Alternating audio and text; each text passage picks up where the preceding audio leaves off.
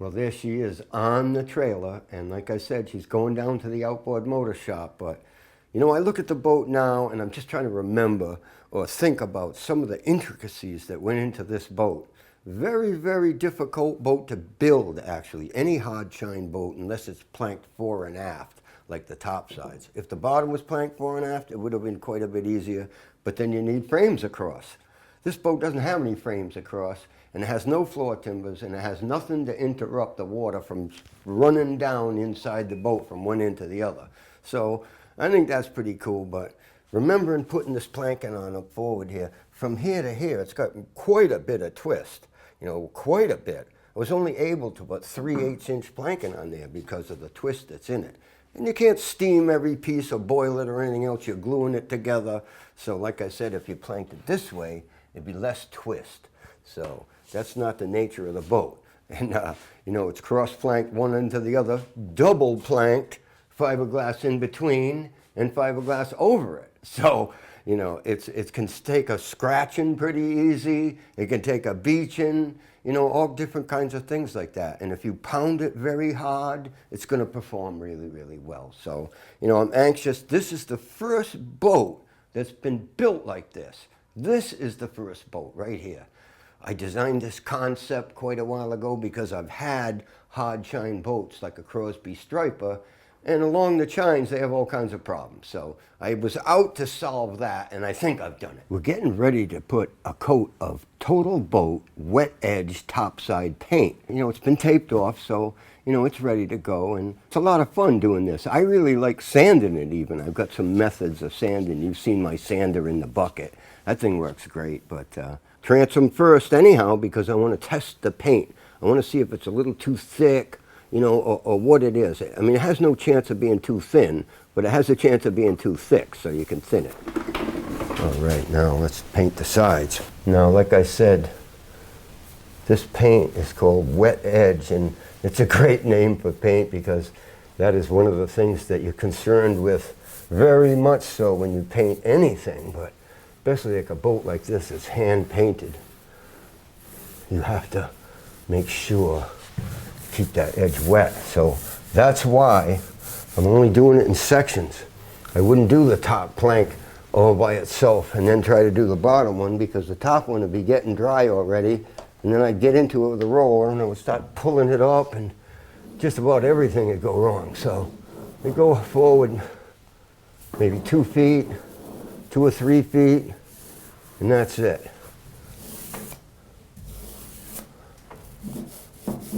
Now this is a vertical surface here, so you know, paint always has to work out as good as it can on a vertical surface, because otherwise it'll run. You know, if you were on the flat, you could probably load up more paint, and if it levels properly, you know, you can get away with it. But you can't get away with it like this on a vertical surface. You know, it has to be taken care of before you move down, because if you don't,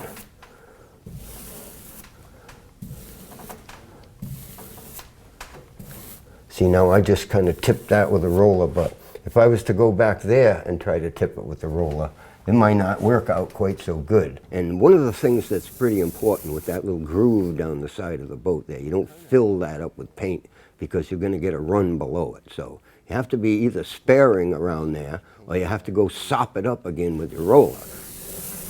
So here I go again, tipping it with the roller. And like I say, when I go this way, I lift it off the paint. It doesn't leave a mark. If I try to go this way, I set it down in the paint. You see where the thing lands. Let me show you. I'll do it right here. There's a mark there, you know? So a lot of times it's worse than that. So you can't reach back and tip the direction you're painting. You have to tip the other way like that. I'm going that way, but I'm tipping that way. You see right here.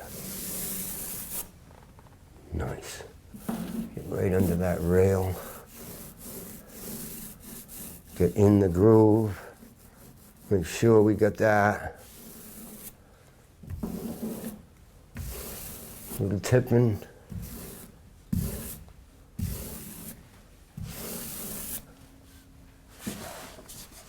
A little sighting.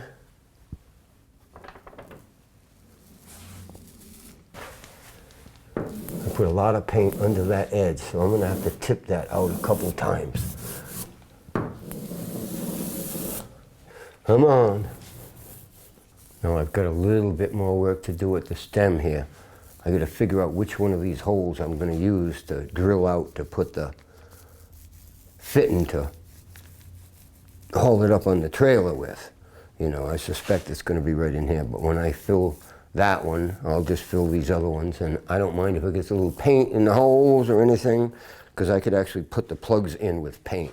It's the next day and the paint is dry. So I'm able to strip all the tape right off from under the gunnel and off of the water line, and there you can see it now. There's the first time it's really had the contrast between the varnish and the white, and it is white, mighty white. I like it like that. I just think it looks nice and shiny, and the contrast between the varnish and the white is fantastic. And the contrast between the white and the red on the bottom is fantastic too. So the boat's got this beautiful now, like Maine look to it. So when it goes out on the water, it's only gonna look better. The next thing for me to do is I have to lift the boat up quite a bit to get it on the trailer. So once it's high enough, I'll be able to slip the trailer up under the first blocks or up to the first blocks. And then I have to move the blocks and jack over the axles, and it takes a little time, but there's nothing really hard about it. You just want to make sure that you've got poppets under the stern end when you're jacking the bow end, or you could lose the boat. It could roll over on you. That wouldn't be a good thing. It'd be all dinged up. So, you know, there's methodology to this, jacking boats onto trailers. This is a culmination of all the projects that we've had on this boat. It's a culmination of 40 videos that we made on the building of this boat, and I think we've covered it. I really do. Like I've said, it's a hard boat to build. The life of this boat is in the chines, really. But the way I've glued the sole to the bottom plank, and it makes that incredibly stiff down the chines. And it has huge chine logs in it anyhow.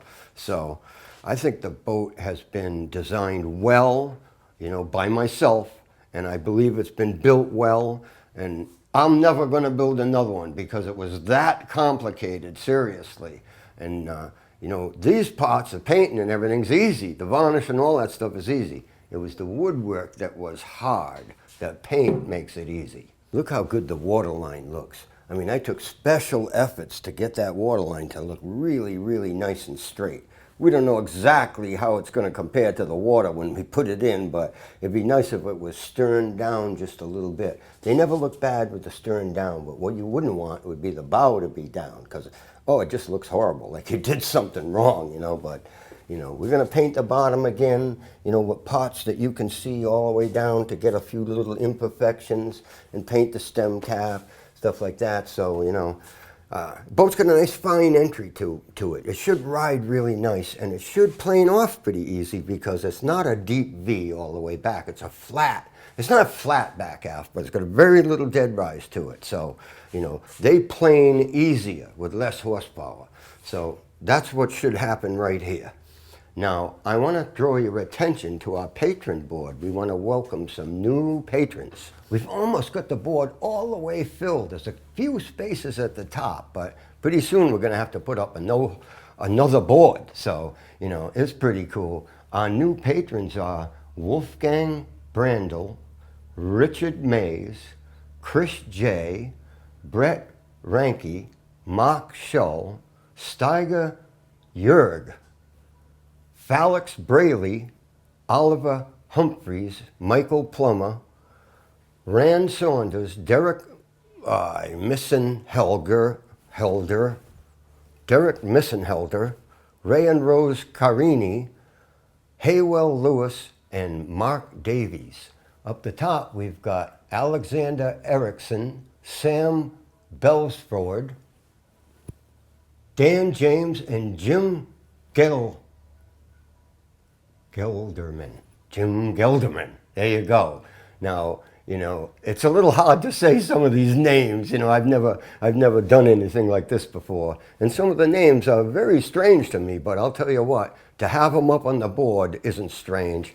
It's great. I love looking at the names while I'm working, actually, because some of them really, really mean a lot to us. because they've been with us a long time. But all of them can call me anytime you want. You know, we can talk things over. You can ask me questions about your boats or comment on some of the stuff that I'm doing right or wrong or whatever it might be. But, you know, it's just something that we love doing. We love having this board up here and talking about it and looking at the dames. But, you know, what we want to do right now is paint the red up to the waterline because it'll look a lot nicer. Like I said, there's places to touch up, but we're going to do it. Boy, oh boy, taping above the waterline on the white is much more tricky than taping off the red to paint the white because you have to look under the tape as you do it. And, you know, it's just like anything else. You want to do a nice, neat job. So in order to do that, you have to stretch the tape out in front of you quite a way so you can't tell what you've got going on. This is the worst part of it right here, taping. You'd think it would be painting, but it's taping. We're using TotalBoat Spartan Red, and I think it's the color that goes really nicely against the white. You know, blue, hey, you know, green, hey, I don't know. You know, I like red, and I like Spartan Red. This is not a new color. This is an old color that I've been painting on boats for 40 years or something like that. So, you know, it looks traditional to me when I paint it on there. I'm putting one extra coat of paint on the parts of the boat that you can see because I didn't want there to be any stains or anything like that. I wanted the color to be nice and consistent, and it's going to be. This paint rolls on really easy, and I've always liked actually painting bottoms because you don't have to be so fussy. You know, it really doesn't run at all. You know, all you really have to do is look back and see if you've got coverage. Well, I may be rolling on the bottom paint right now, but the truth of the matter is that I'm thinking about the boat being in the water and all these different things. This boat is certainly going to ride a lot better than a flat bottom skiff. You know, there's just no question about it. It's not dangerous in a following sea like a flat bottom skiff is. It'll cut the water going to weather, and it's got stability. You know, there's a lot of nice points on this boat. It's really just another V-bottom boat in shape, but, you know, it's the shape that I wanted.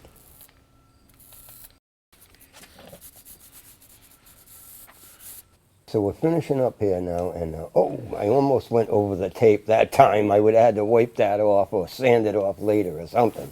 But now I'm doing the stem cap up forward, that laminated stem cap that I put on it. That's really a nice finishing touch, and that's the first coat of paint it's had on it right there. When we pull the tape, that's our next move right here, and we're going to do it right away. I'm not going to wait for the paint to dry or anything. Really no need to do that. I just want to get it off there so when we get it outside, it'll look as nice as it can look.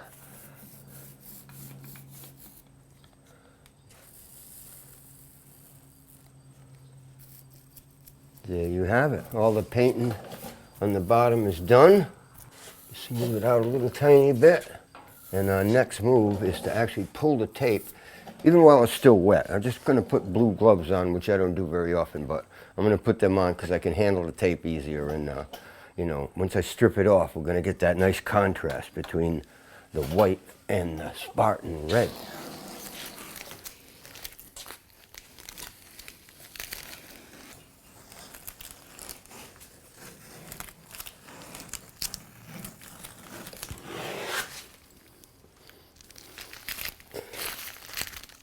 Well, that takes care of that.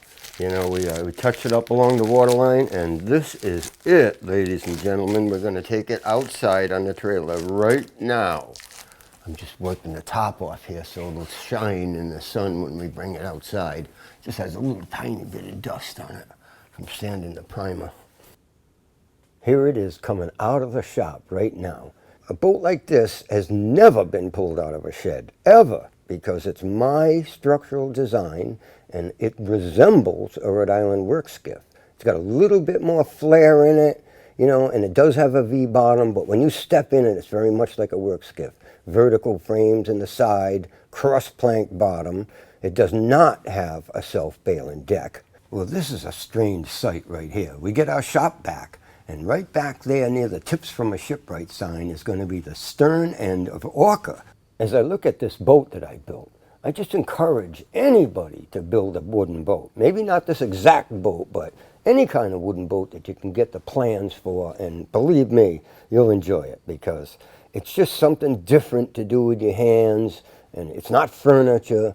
You know, it's going to be a piece that you're going to actually go out and use. So it has to be done right, has to be strong, and you know, I think everybody should get involved in this.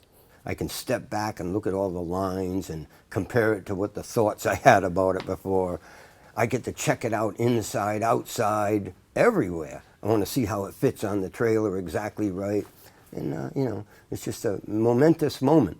And, you know, it makes me decide that I've done the right thing with my life. And I encourage anybody to do anything with their hands, whether it's woodwork or metal, welding, I don't know. But it's all really fun to do. The oil will really make it pop, like the whole sole and the gunnels and everything will be like kind of the same sort of color, but this will be kind of flat and then the gunnels are shiny. So, you know, this, I can't wait to see it running along. I just can't. I won't see it running along. I'll see it on the video afterwards, but, you know, that's probably, hopefully that's just as good, and maybe for you guys too. So the next time you see this boat, it's going to be on the boat ramp. It's going to have a brand new outboard motor on it, me in it, maybe a few other people. We're going to chase some waves and wakes and different things like that and see how it handles, you know, off the wind, downwind, you know, all those different kind of things. And follow and see, how does it handle? Well, we're going to find out.